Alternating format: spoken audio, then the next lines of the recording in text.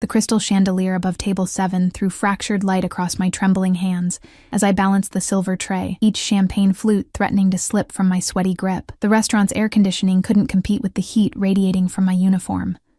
Black silk that clung to places I'd rather forget, reminding me constantly that I was on display, a decorative piece in this gilded cage of wealth I could never afford to enter as anything but staff.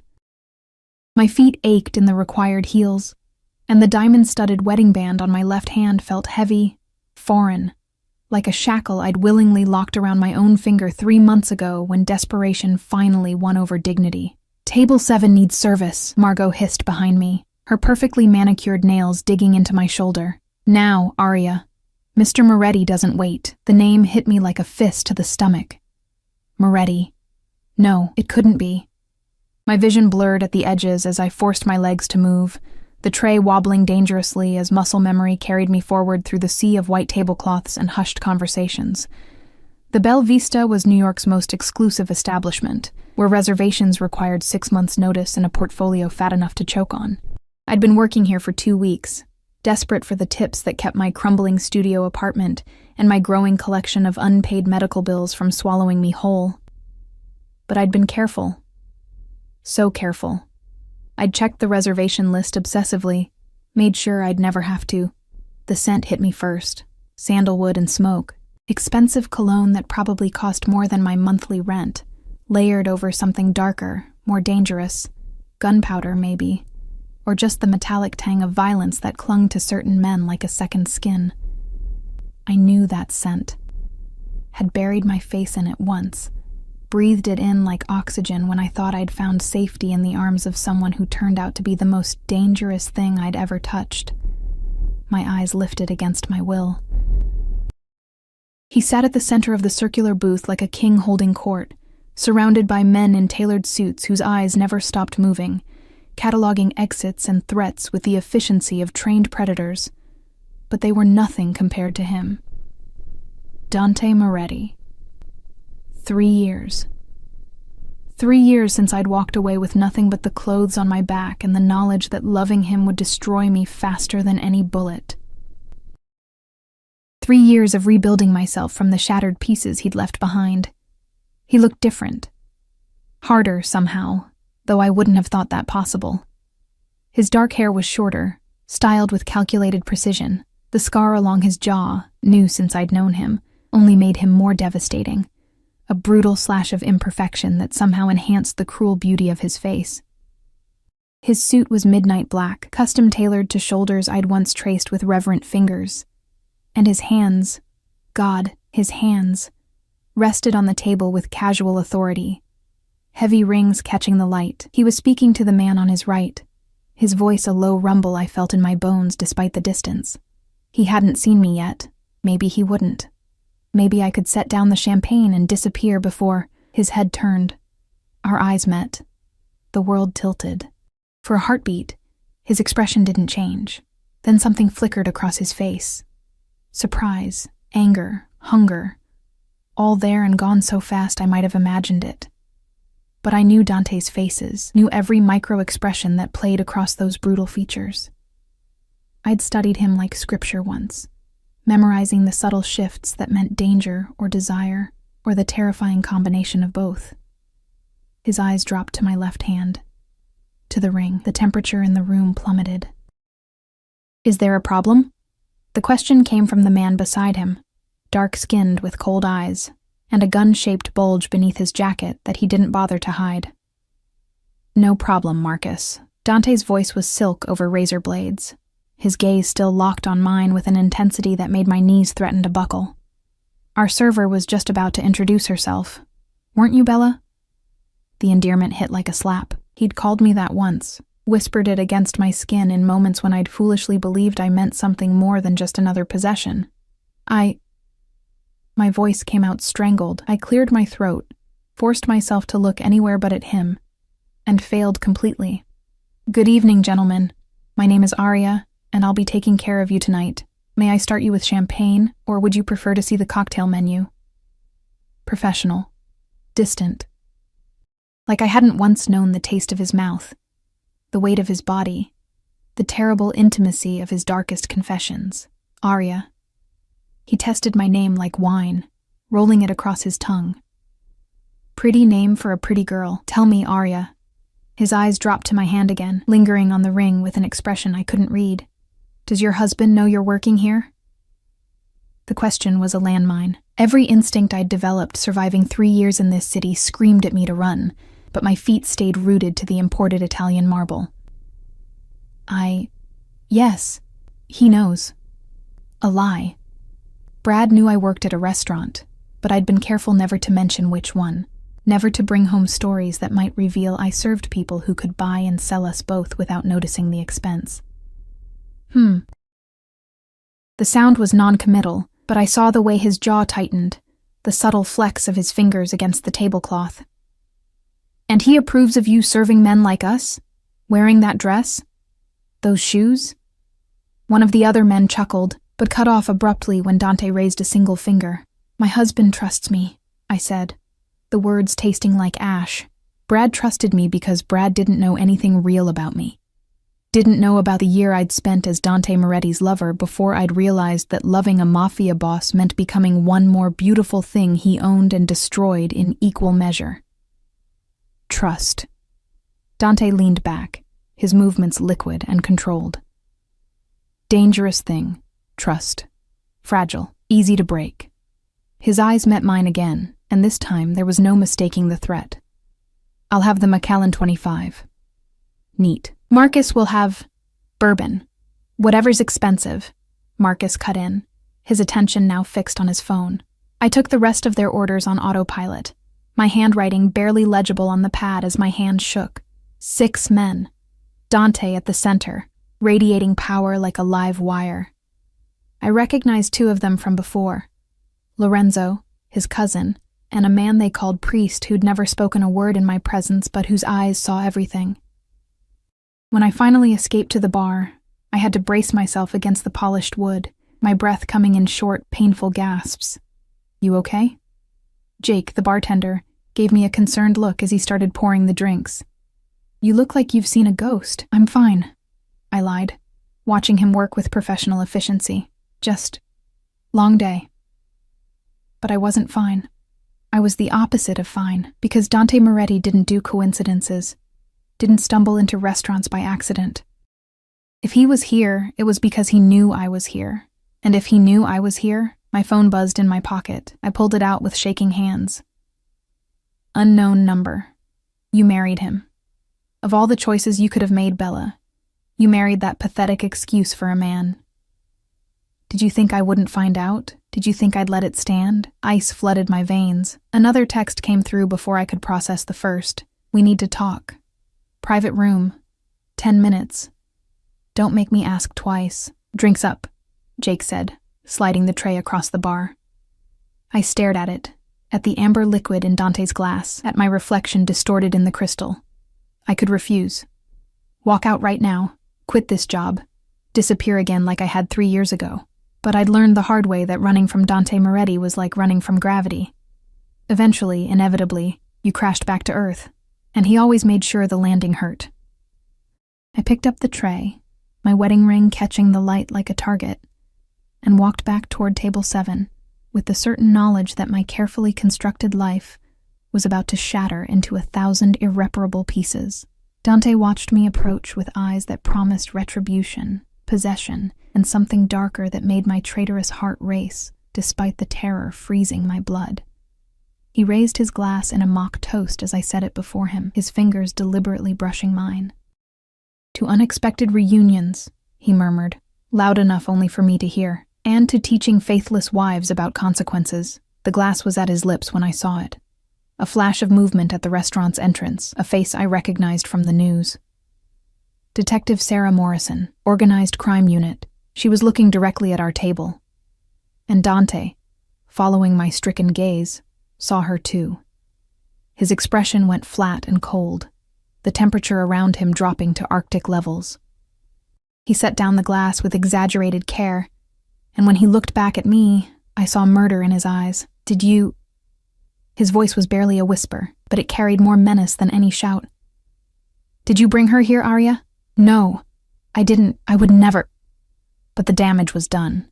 One of his men was already moving, phone to his ear, speaking rapid Italian. Another had his hand inside his jacket.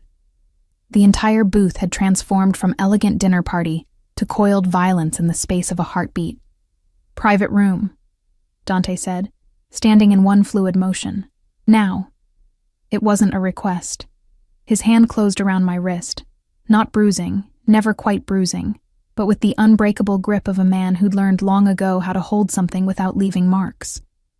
And he was pulling me toward the back of the restaurant, toward the private dining rooms reserved for VIPs who valued discretion above all else. I stumbled in my heels, the tray crashing to the floor behind us, champagne and broken crystal painting the marble in glittering destruction. Margot's scandalized gasp echoed in my ears. Other diners turned to stare, but nobody moved to help me, because everyone in this restaurant knew exactly who Dante Moretti was, and nobody was stupid enough to interfere with a man who could make problems, and people, disappear with a single phone call.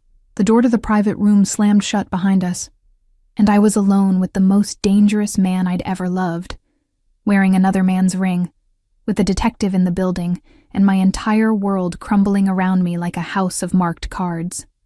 Dante released my wrist and stepped back, his chest rising and falling with barely controlled rage. "Start talking," he said, his voice deadly quiet. "And Bella, don't even think about lying to me. Not now. Not ever again." The private room smelled of leather and old money, walls paneled in dark mahogany that absorbed sound like a confessional. A single table dominated the space, set for an intimate dinner that would never happen, and the chandelier above cast shadows that turned Dante's face into a study of brutal angles and darkness. I pressed my back against the door, my heart hammering so violently I was certain he could hear it. "I didn't call anyone," I managed, my voice steadier than I felt. "I didn't even know you'd be here tonight. I swear." He moved like a predator, circling me with measured steps, hands in his pockets. A deceptively casual pose that did nothing to hide the coiled tension in his frame. "You expect me to believe that? After you vanished 3 years ago without a word, without a trace? You just happened to be working at the restaurant where I'm conducting business? I needed a job, Dante. The Belle Vista pays well. That's all. That's all." He laughed, a sound without humor. "You always were a terrible liar, Bella. Your left eye twitches when you're scared, just like it's doing now." I forced myself not to touch my face, not to give him any more ammunition than he already had. He stopped in front of me, close enough that his cologne enveloped me, dragging me back to memories I'd spent 3 years trying to bury, late nights in his penthouse, his hands in my hair. The way he'd whispered promises against my skin that I'd been naive enough to believe. The ring. His voice dropped lower, more dangerous. "Tell me about the ring." My fingers instinctively moved to cover it. A protective gesture that made his eyes flash with something violent. "I got married 4 months ago. His name. That's none of your—" His hand shot out, not touching me, but slamming against the door beside my head with enough force to make me flinch. The rings on his fingers clicked against the wood like a death knell. "His name. Brad." The word came out on a whisper. "Brad Sullivan." I watched recognition flicker across his face, followed by something that looked almost like amusement if it weren't so cold. "Sullivan? The accountant from Queens?" He pulled out his phone, thumbs moving with practiced efficiency. "Works at Palmer and Associates, drives a 10-year-old Honda, lives in a studio in Astoria that still has the original fixtures from 1987. Horror crawled up my spine. "How do you—" "I know everything, Arya. I've known where you've been since the day you left." He held up his phone, showing me a photo.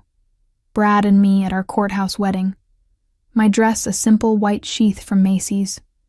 His smile wide and genuine, and completely unaware that he'd married a woman with a target on her back. "I know what time you wake up, what coffee you drink, that you take the N train to work because you're too stubborn to accept money from your mediocre husband. I know," his voice hardened to steel, "that you've been lying to him about where you've been, about who you were." The room spun.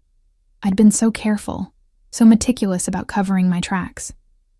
But I'd forgotten the fundamental truth about Dante Moretti. He didn't let go of what belonged to him. And I'd belonged to him once. "You've been watching me," I breathed. "For 3 years. Every single day." He pocketed his phone, his eyes never leaving mine. "Did you really think I'd let you go that easily? That you could just walk away from me and play house with some nobody who can't even afford to keep you in the shoes you're wearing right now? He's a good man. He's beneath you." Dante's hand came up, his knuckles grazing my cheek with shocking gentleness that made the threat of him even more terrifying. "You were made for silk and champagne, Bella. For penthouses with views that make the city look like a toy, not for cramped studios with water stains on the ceiling and a husband who thinks Olive Garden is fine dining." I jerked away from his touch, anger finally breaking through the fear. "At least he doesn't kill people for a living." The words hung in the air between us, electric and dangerous. Dante's expression didn't change, but I felt the shift in him.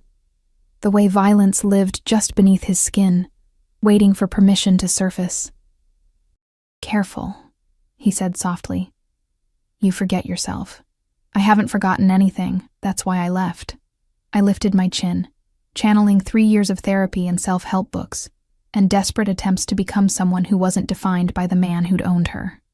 I left because staying with you meant losing myself, becoming just another pretty thing in your collection. I deserved better than that. Better. He tasted the word like poison.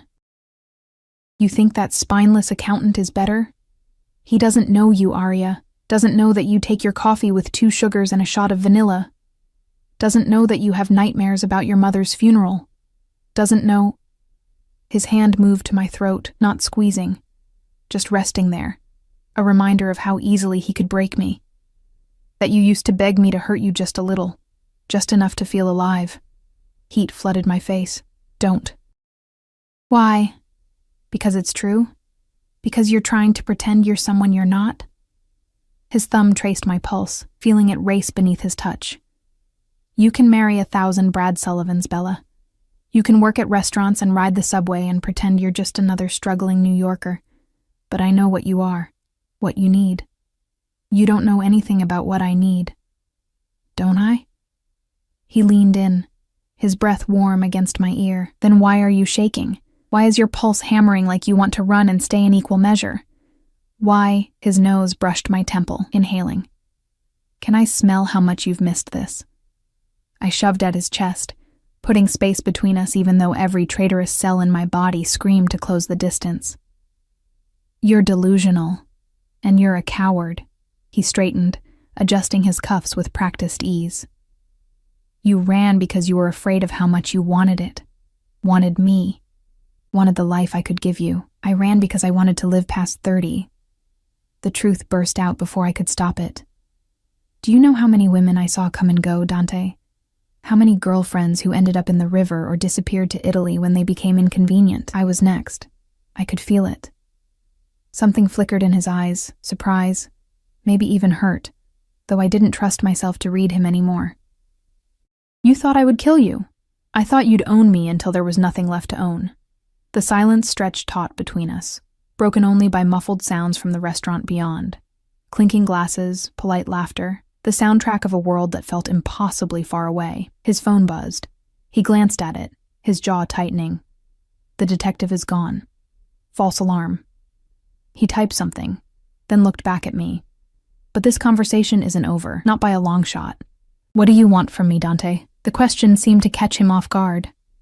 He studied me for a long moment, his expression unreadable. "I want—" He stopped, shook his head.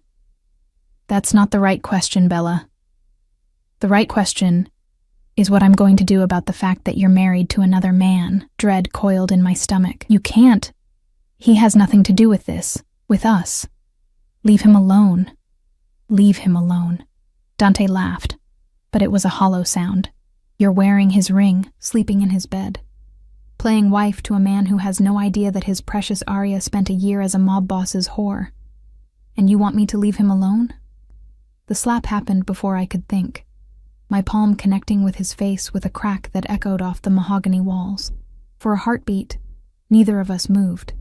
Then his hand shot out, catching my wrist in an iron grip, spinning me around and pressing me against the wall with his body, his weight pinning me in place. "There she is," he breathed against my neck.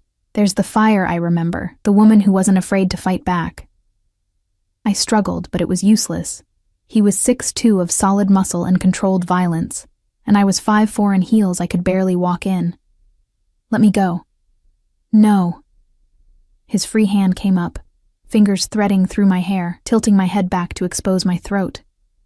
"Not until you understand something. You don't get to slap me and walk away. You don't get to marry someone else and pretend I don't exist.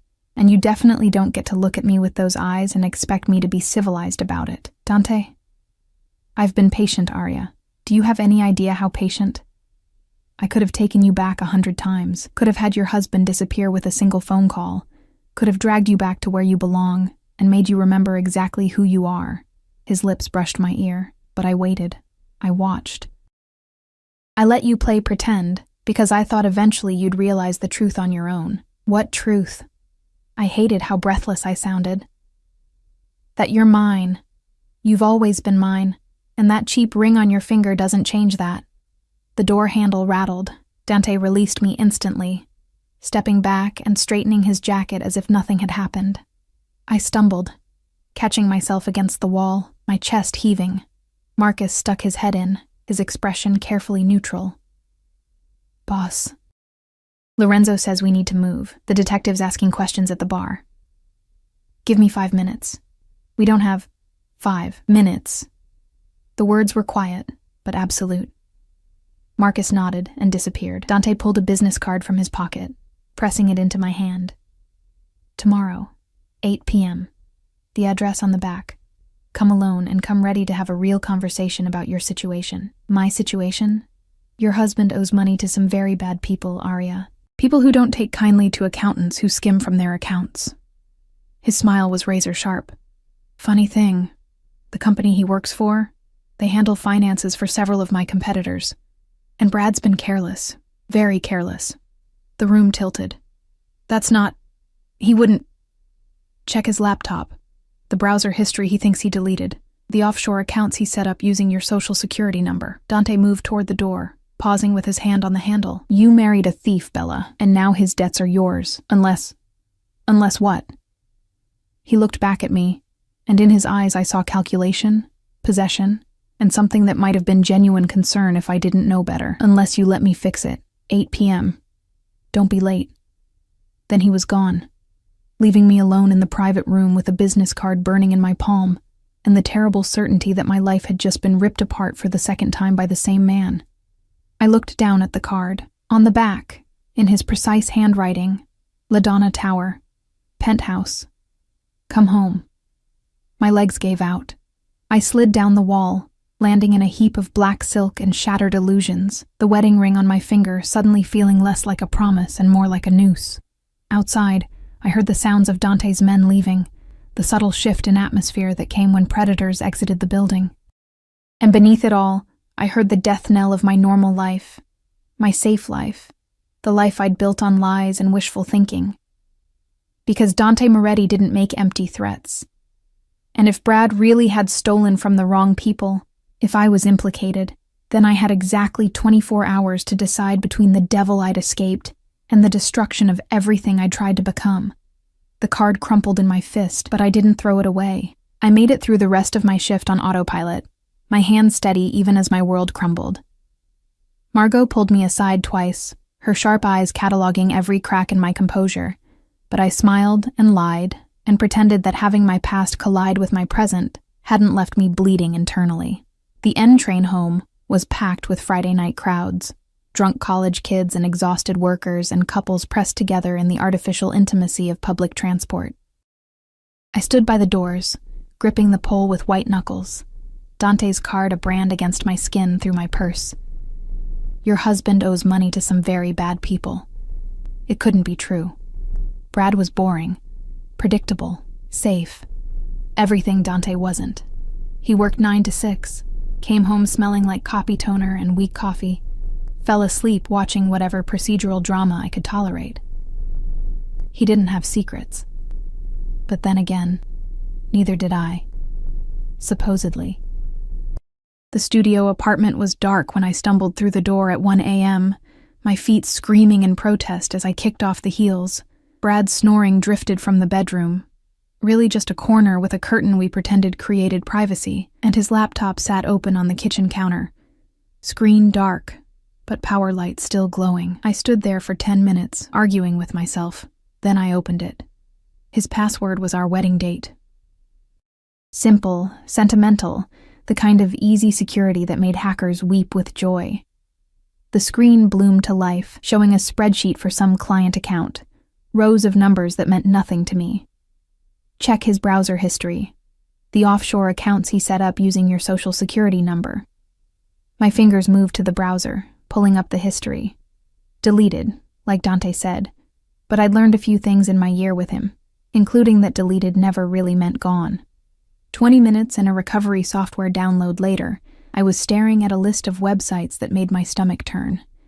Cryptocurrency exchanges, offshore banking forums, a site called Clean Money Solutions that promised anonymous transfers, and buried in his documents folder, hidden inside a subfolder labeled Tax Returns 2019, I found them. Account statements, transfers. My social security number linked to accounts in the Cayman Islands holding amounts that made my vision blur. $230,000. Skimmed in increments small enough not to trigger immediate alarms, moved through enough channels to obscure the trail, all leading back to accounts that bore my name alongside Brad's. I was going to be sick. The bedroom curtain scraped open. Brad emerged, squinting in the kitchen light, his thinning hair stuck up at odd angles. "Babe, you okay? It's late." I looked at him, really looked at him, and saw a stranger. This man I'd married because he was safe, because he asked nothing of me, because he'd seemed like the opposite of everything that had almost destroyed me. "Who are you?" The question came out flat. He blinked, confused. "What? Arya, are you drunk?" "The accounts. The offshore accounts. The $200,000 you stole using my information." I turned the laptop around, showing him the evidence. "Who the hell are you, Brad?" The color drained from his face. For a moment he just stood there, mouth opening and closing like a fish drowning in air. Then he lunged forward, slamming the laptop shut. "You had no right." "I had no right." Hysteria bubbled up my throat. "You used my social security number. You made me an accomplice to whatever the hell this is." "It's not what you think." But his eyes were darting, looking for exits, for excuses. "I was going to tell you. I just needed.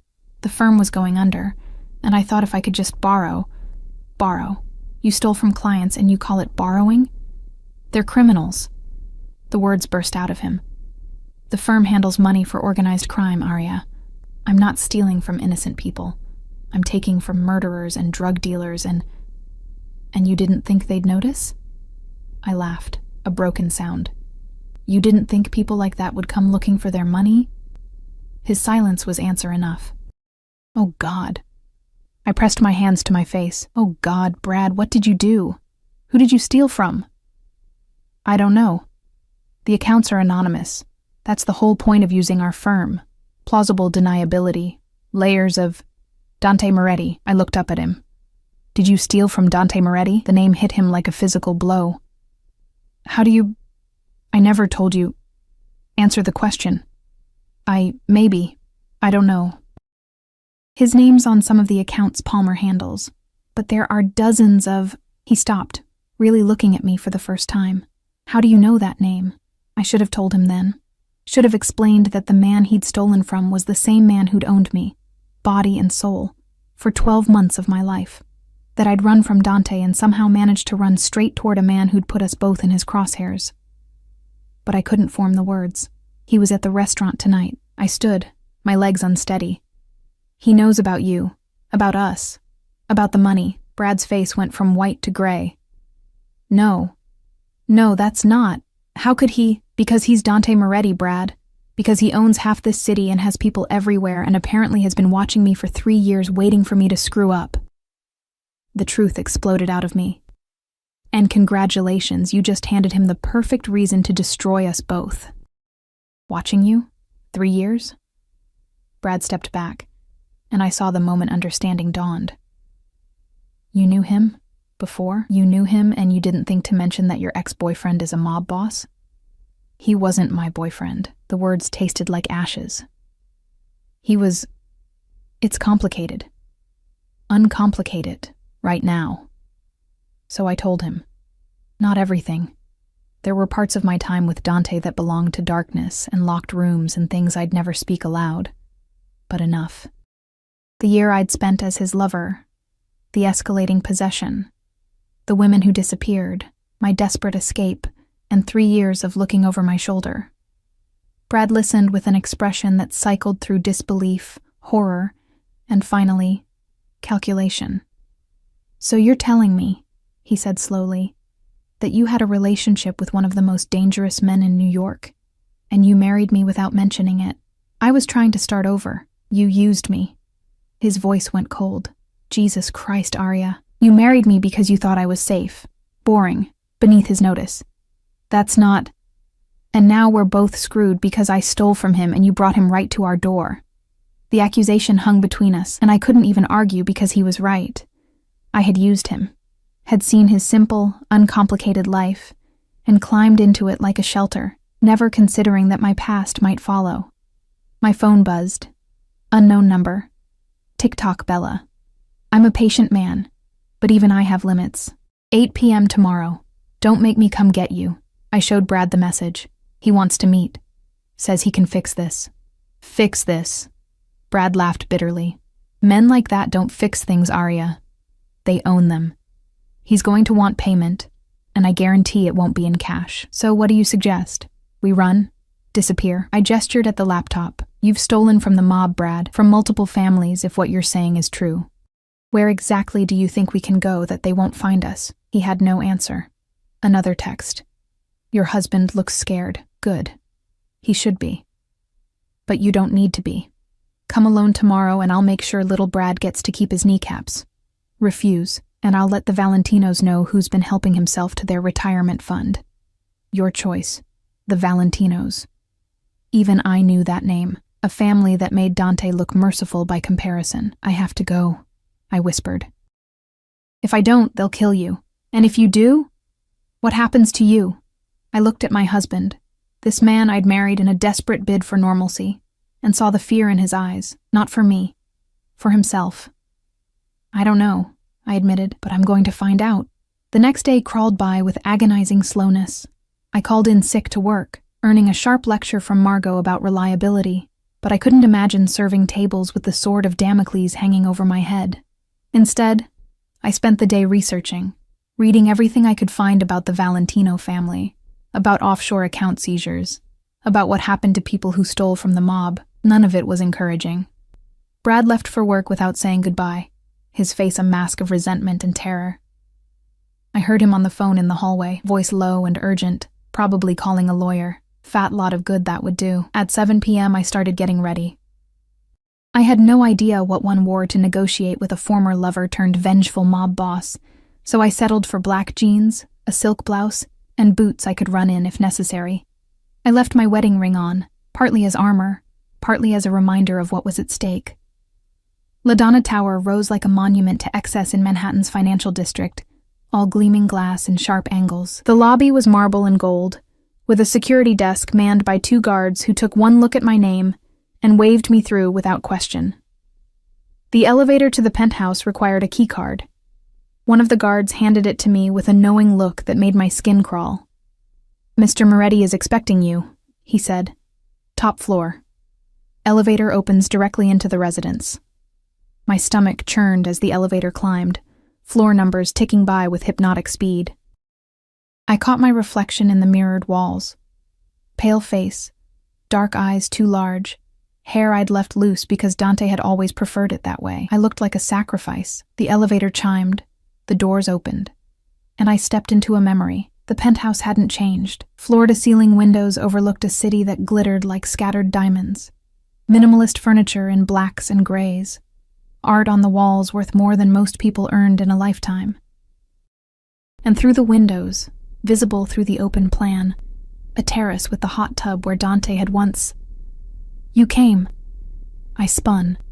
He stood in the entrance to what I remembered as the bedroom, wearing black slacks and a white dress shirt unbuttoned at the collar. Barefoot. Relaxed.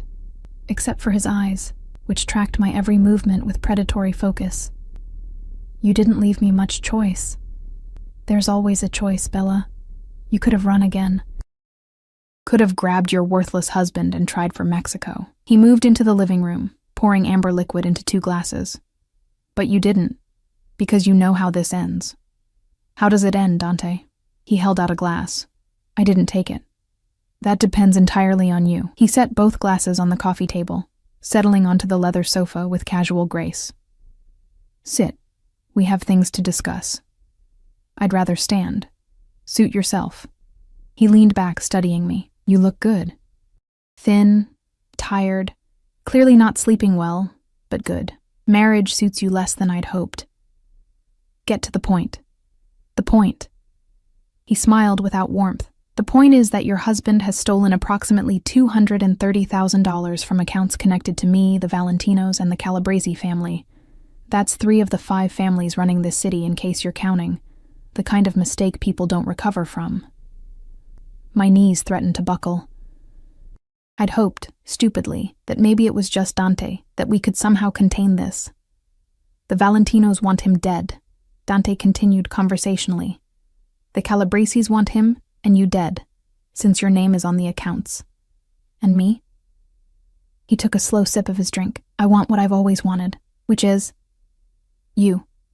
Here, where you belong. The words landed like a bomb in the quiet room. That's insane. Is it? He set down his glass. I can make this go away, Arya. All of it. I can tell the Valentinos that Brad was acting on my orders, that the money was moved for legitimate business purposes. I can clean up the accounts, remove your name, make it so the Calabreses never even knew you existed. I can save your husband's pathetic life and give you a fresh start. In exchange for what? His smile was slow, dangerous, inevitable. In exchange for you coming back to me. Willingly. Permanently.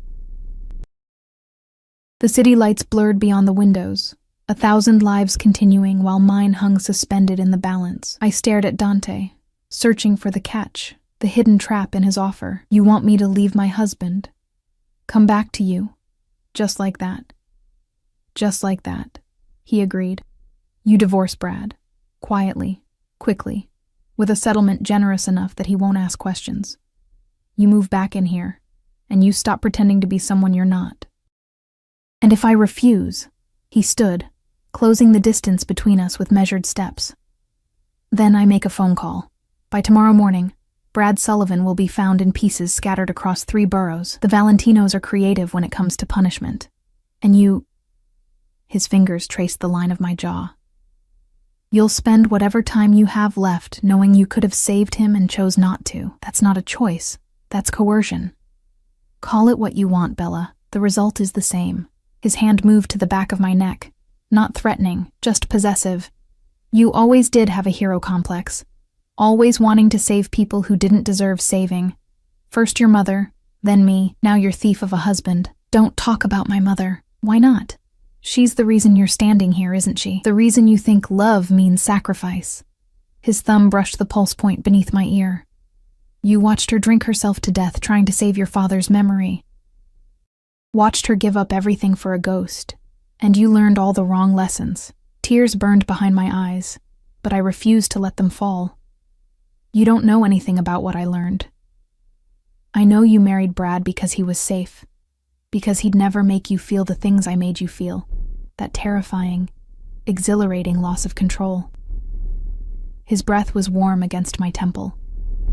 I know you've spent 3 years running from the truth that you're not like other people, Arya. You're not built for white picket fences and Monday morning carpools. You're built for this, for danger and passion and a life that burns bright even if it burns fast. That's not true, isn't it? He stepped back, giving me space I didn't want and needed desperately. Then explain why your pulse is racing.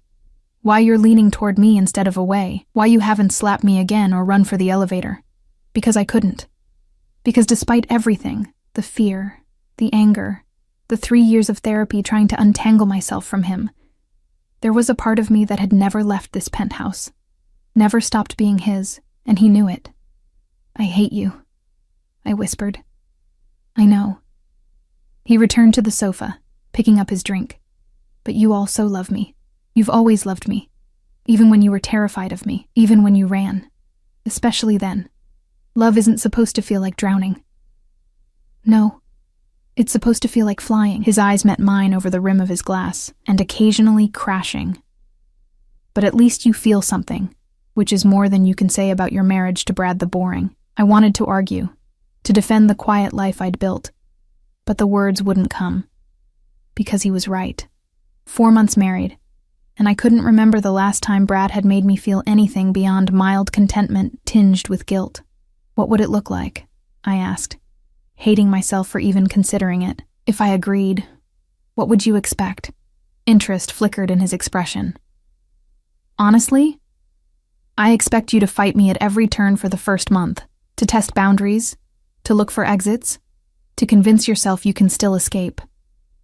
He set down his drink. But eventually you'll remember why you stayed before. Why leaving nearly killed you even though staying was killing you faster. You're insane. Probably. He smiled. And for a moment, I saw the man I'd fallen for, the one who'd shown me glimpses of vulnerability between the violence. But I'm your kind of insane, Bella, and we both know it. My phone buzzed. Brad's name on the screen. Where are you? The police were here. They have questions about the accounts. I didn't say anything, but they know something. Please come home. I showed Dante the message. The police. Not my doing. He frowned, pulling out his own phone and typing rapidly. Probably Palmer and associates covering their own asses. Doesn't matter. I can handle it. But we're running out of time for you to deliberate. You're asking me to give up everything. I'm asking you to stop lying to yourself. He stood, moving to the windows. You want to know what the last 3 years have been like for me? Watching you play house with a man who doesn't deserve to breathe the same air as you? Watching you work yourself to exhaustion at jobs beneath you because you're too proud to accept that you were made for better things. I was made for my own choices. You were made for me. He turned, and the raw hunger in his eyes made my breath catch. I knew it the moment I saw you. This terrified, beautiful girl serving drinks at that charity gala, trying so hard to be invisible. But I saw you, Arya, saw straight through to everything you were hiding, and I wanted, his voice roughened, I wanted to own every piece of you. And you did. You owned me completely. Do you have any idea what that was like? Losing myself piece by piece until I didn't recognize my own reflection? I know I pushed too hard. Asked for too much too fast. He crossed back to me, and this time when he reached for me, I didn't pull away. But I was trying to show you who you could be without all the fear holding you back. Without the voice in your head telling you that wanting things made you weak or selfish or wrong. His hands framed my face, tilting it up to his. I can be better this time, he murmured. I can give you space, let you keep parts of yourself separate. But I can't let you go. I've tried. God knows I've tried to move on, to find someone who makes me feel even a fraction of what you do. But there's no one else, Bella. There's only you. Dante? 1 month. His forehead pressed against mine. Give me 1 month. Stay here. Let me prove that this can work. If after 30 days you still want to go back to Brad and your studio apartment and your safe, boring life, I'll let you walk away. I'll clean up the mess with the families, and I'll never contact you again. You're lying. I'm not. His voice carried an edge of something that might have been desperation if men like Dante Moretti were capable of desperation. I'll put it in writing if you want, a contract. My word witnessed by my attorney and notarized. 30 days, and if you choose to leave, you're free. I pulled back to search his face. Why would you risk that? Because I'm betting I can make you remember. His thumb traced my lower lip. Remember what it felt like when it was good between us. Before the fear. Before you convinced yourself that the only way to survive me was to run. My phone buzzed again. Brad, increasingly frantic. They're talking about arrest warrants, about interstate fraud. Arya, please, I need you. I looked at Dante, at the man offering me a devil's bargain wrapped in silk and promises. 1 month of my life in exchange for saving Brad's. 1 month of stepping back into the fire to keep everyone else from burning. If I do this, I said slowly, I have conditions. Name them. Brad goes free. Completely free. The families forget he exists, the police investigation disappears, and he gets to walk away with enough money to start over somewhere else. Done. And I want it in writing. Everything. The timeline, the conditions, the guarantee that I can leave after 30 days without consequence. You'll have it by morning. And I swallowed hard. Nothing physical. Not until I'm ready. If I'm ever ready. Something flickered across his face. Disappointment, maybe, or challenge accepted. I won't force you, Arya. I never have. His hands fell away from my face. But I'm not going to pretend I don't want you. That I don't remember exactly how you taste, how you sound when you... Don't! My voice cracked. Please don't make this harder than it already is. He nodded slowly. I'll have Marcus pick up your things tomorrow. Tonight you can sleep in the guest room or... Guest room. Guest room it is. He moved toward the hallway, pausing at the entrance. For the record, I'm sorry for how things ended before, for not seeing how much I was asking of you. For thinking that possession and love were the same thing. The apology landed like a stone in still water, sending ripples through everything I thought I knew about him. Dante? The guest room is the second door on the left. Fresh towels in the ensuite. Clothes in the closet that should fit. We can discuss the details in the morning. His expression was unreadable. Welcome home, Bella. Then he disappeared into the master bedroom, leaving me standing in the living room of my gilded cage, wondering if I'd just saved my husband's life or sold my own soul. I didn't sleep. The guest room was luxurious, king bed with Egyptian cotton sheets, a view of the harbor, a bathroom with a tub big enough to swim in, but every creak of the building, every distant siren, made my heart race with the certainty that I'd made a catastrophic mistake. At 3 a.m., I gave up and wandered to the living room. The city never truly slept. Below, I could see late-night taxis and delivery trucks, and the occasional drunk stumbling home. Normal people living normal lives, completely unaware that somewhere above them, a woman had just bartered herself for a man who didn't deserve it. Couldn't sleep either. I spun. Dante stood in the doorway of the master bedroom, wearing only black silk pajama pants that hung low on his hips. Scars I didn't remember marked his torso. Silver lines that spoke of violence survived. He'd always been beautiful in a brutal way, but time and trauma had refined him into something almost unbearably attractive. I looked away, just thinking. About how to escape, about whether Brad's worth it. He moved into the room, maintaining careful distance. For what it's worth, I don't think he is. But I understand why you're doing this. You have a savior complex. It's one of the things I love most about you, and what will probably destroy you in the end. Love. I tested the word. You love me. Did you doubt it? You have a strange way of showing love. I never claimed to be good at it. He poured himself a drink from the bar cart. Whiskey, neat, the same as always. My father loved my mother by keeping her locked in a house in Sicily for 20 years. My uncle loved his wife by having every man who looked at her killed. Love in my family is complicated. That's not love.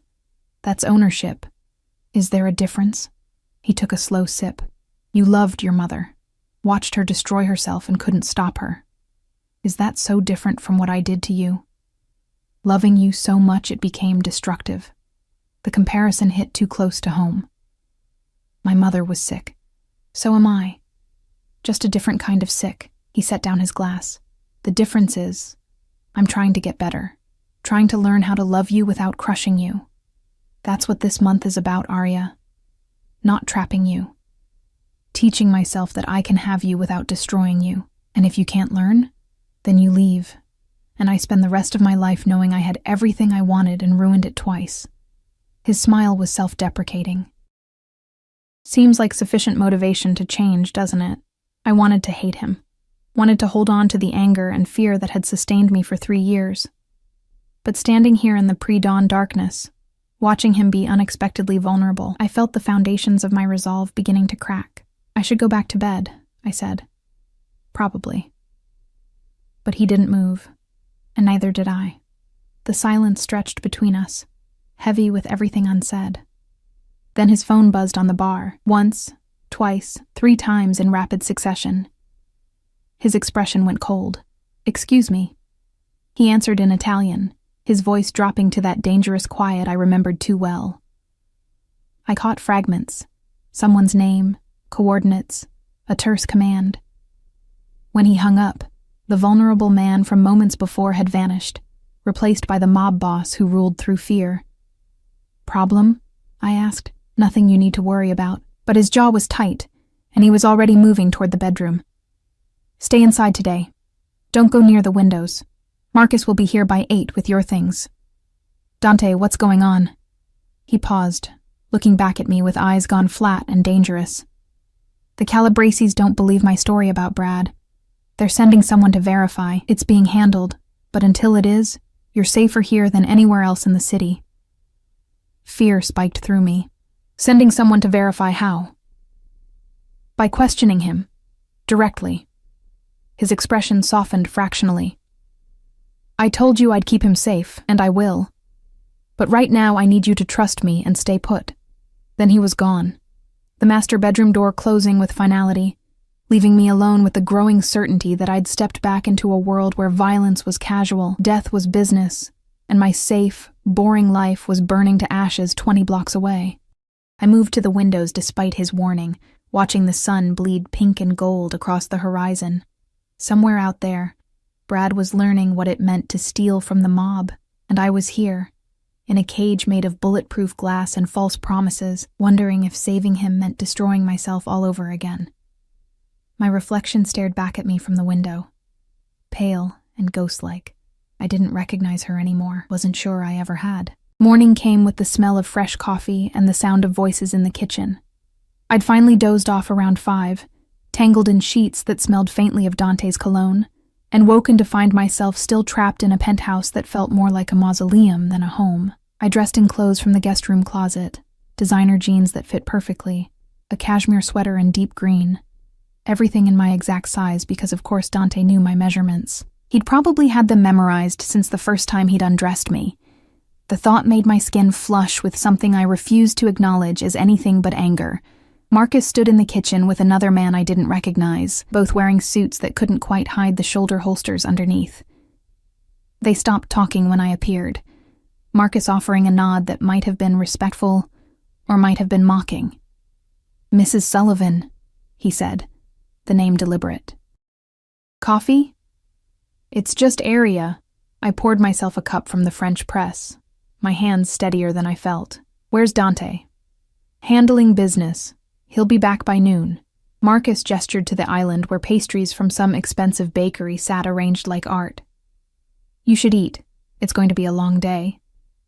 "Is Brad—" I couldn't finish the question. "Your husband is alive and unharmed. For now." The other man spoke for the first time, his accent thick Brooklyn.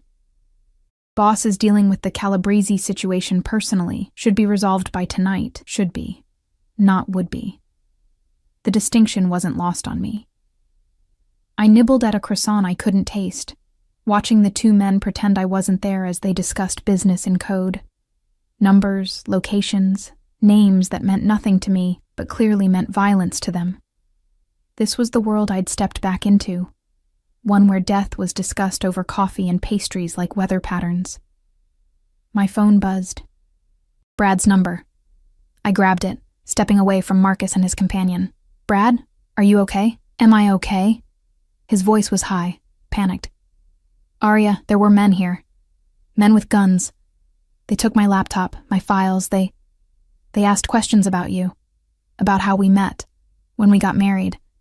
Why you never mentioned knowing Moretti." "What did you tell them?" "The truth." What else was I supposed to say? He was breathing hard, probably pacing the apartment. "They know everything, Arya. They know you used to be his whatever, and they're not happy about it. They kept asking if this was some kind of setup, if you were still working with him." My stomach dropped. "Working with him? Brad, I haven't seen Dante in 3 years. That's not what they think. They think you married me to get close to the firm, to help Moretti steal from the other families." His laugh was hysterical. "They think you're a plant, a spy. And I told them that was insane, that you were just a waitress when I met you. But they didn't believe me. Brad, Listen to me. No, you listen. I'm leaving. I'm taking what I can and I'm getting out of the city before they come back. My cousin in Montana said I could. You can't run. If you run, they'll hunt you down and it'll be so much worse. I glanced at Marcus, who was watching me with sharp eyes. Dante's handling it. He's talking to them right now. Dante's handling it. Brad's voice went bitter. Of course. Dante. Always Dante. Tell me something, Arya. When you married me, was any of it real? Or was I always just the consolation prize? The question hung between us, and I found I had no good answer. Had I loved Brad? Maybe. In the way you love safety, comfort, the absence of fear. But it wasn't the consuming, destructive thing I'd felt for Dante. Wasn't the kind of love that burned you alive from the inside out. I'm sorry, I whispered. I never meant for any of this to happen. Yeah. Well, he sighed, defeated. I'm sorry too. Sorry I stole from the mob. Sorry I dragged you into this. Sorry I thought I could be enough for someone like you. The line went dead. I stood there holding the phone, feeling the last threads of my normal life snap one by one. Boss wants to see you. Marcus's voice cut through my spiral. He's at the warehouse on Pier 47. I'll drive you. I thought he said to stay here. Plans changed. His expression was unreadable. The Calabrisis want to meet you. Verify you're not playing both sides. Boss figured it's better you're there with him than they send someone here. Fear clawed up my throat. I'm not ready for this. Nobody ever is. He grabbed a set of keys from the counter. But you're going anyway. Unless you want to make this harder on everyone. The warehouse was exactly what I'd expected. Gray concrete, broken windows, the smell of oil and rust, and something darker I didn't want to identify. Marcus led me through a maze of corridors to a large room where shipping containers formed walls within walls, creating a space that felt both vast and claustrophobic. Dante stood in the center with 6 other men, all wearing the kind of expensive suits that seemed obscene in such surroundings. He looked up when I entered, his expression flickering through relief, anger, and something almost tender before settling back into cold professionalism. Gentlemen, he said, his voice carrying authority, my guest has arrived. One of the men stepped forward, older, silver-haired, with eyes like chips of ice. This is the woman? The one you claim you've been watching for 3 years? Arya Morrison, previously Arya Chen before she married that idiot Sullivan. Dante gestured for me to come closer. I did, on legs that felt like water. Arya, meet Antonio Calabrese. He has some questions for you. Antonio circled me slowly, assessing. You worked for Moretti before. As what exactly? I didn't work for him. We were involved. He smiled without warmth. Interesting word. And you left him 3 years ago. Why? Because I wanted a normal life, and found it with an accountant who steals from us. He stopped in front of me, close enough that I could smell his cologne. Something heavy and cloying. Convenient timing, no. I didn't know Brad was stealing from anyone. I didn't even know he worked with people like you, people like us. Antonio laughed. You hear that, Dante? She's uncomfortable saying criminals.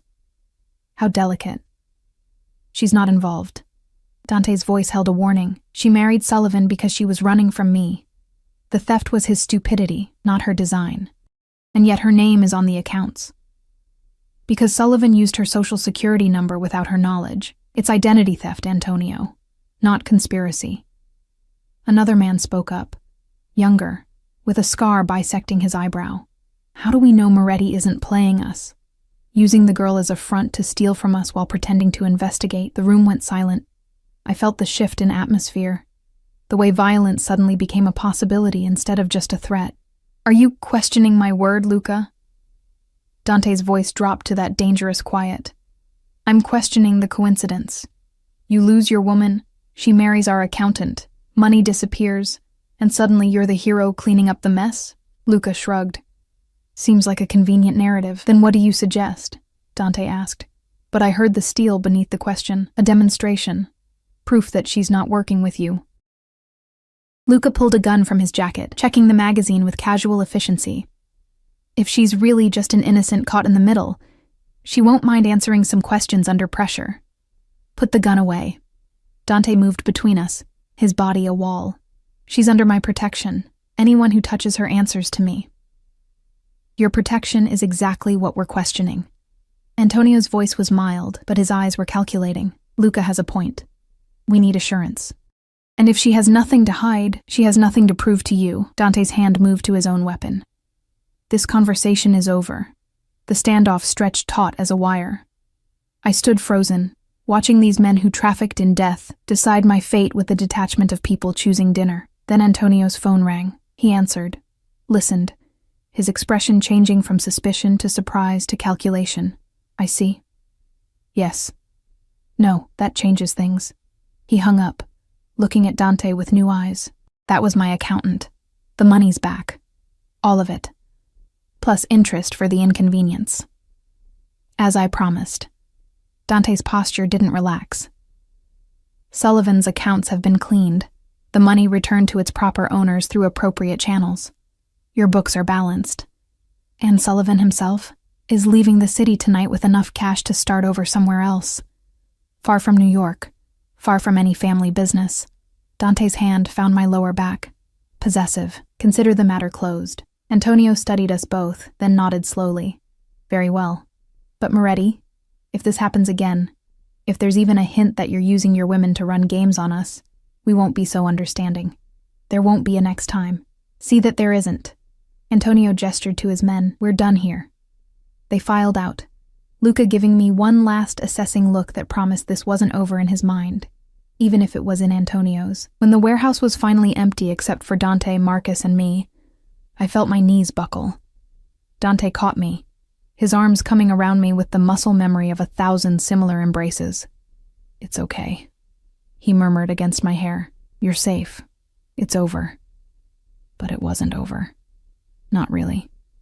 Because standing there in his arms, breathing in his scent, feeling the solid strength of him against me, I realized the terrible truth I'd been avoiding for 3 years. I'd never stopped being his.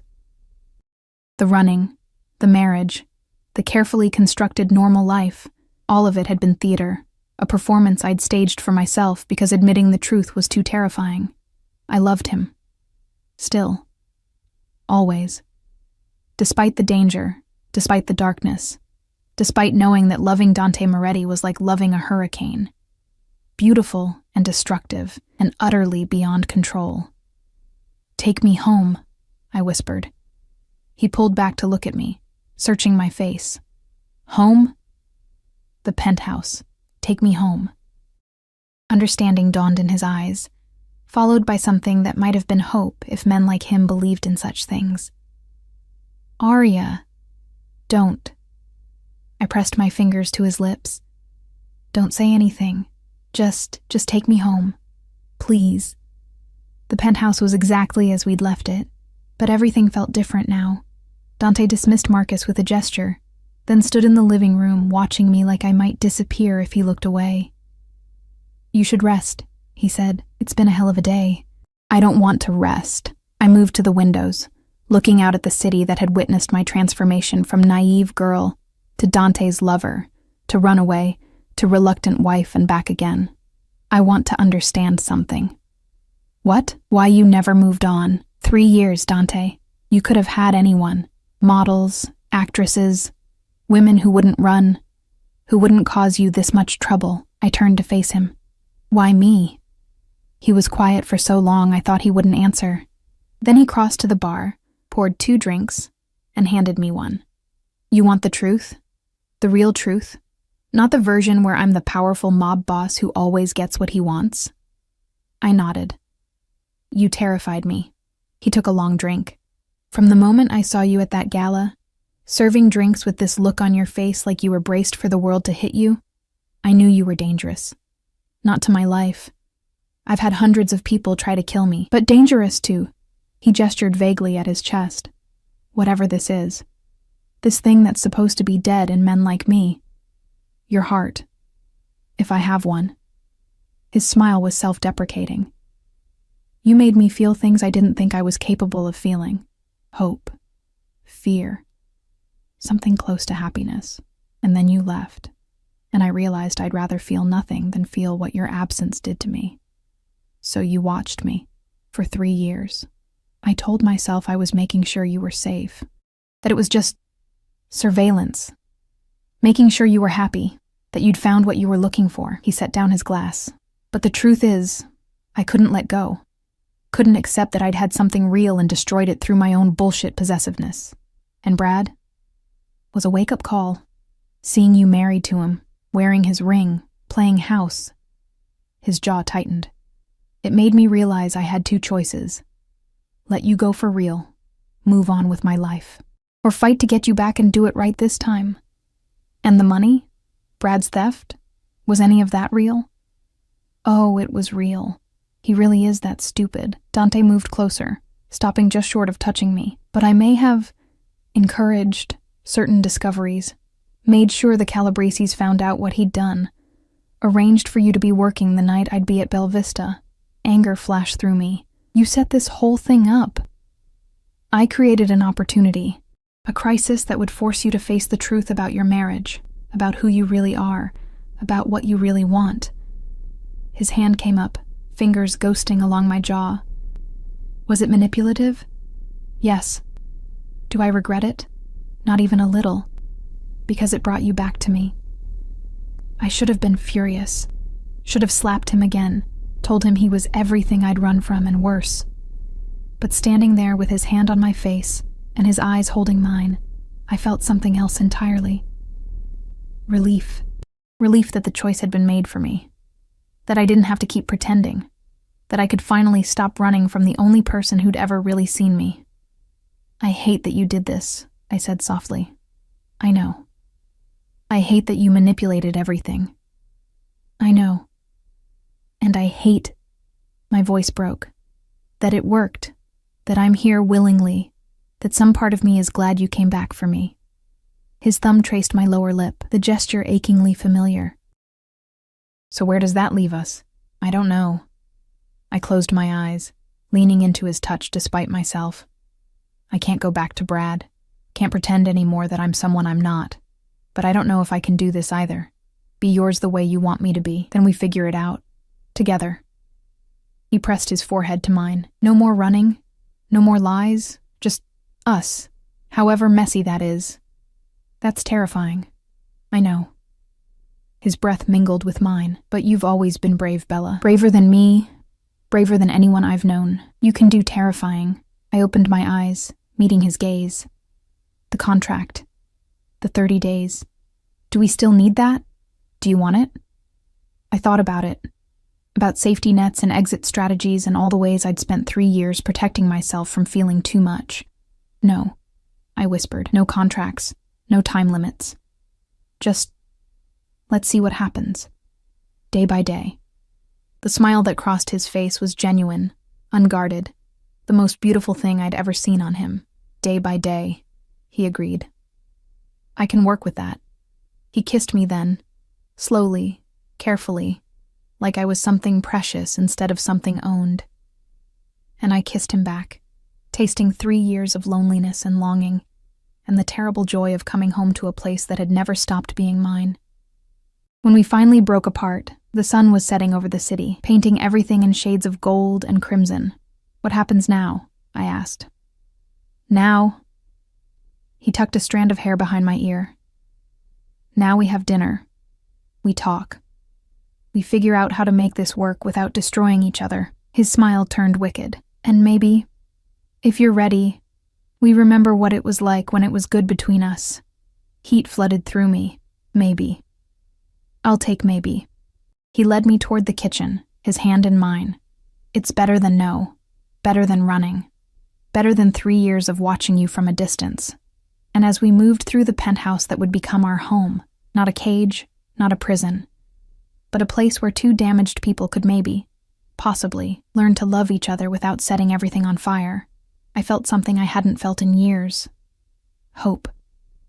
It was fragile, terrifying, liable to shatter at any moment, but it was real. And for now, that was enough. 6 months later, the wedding was small.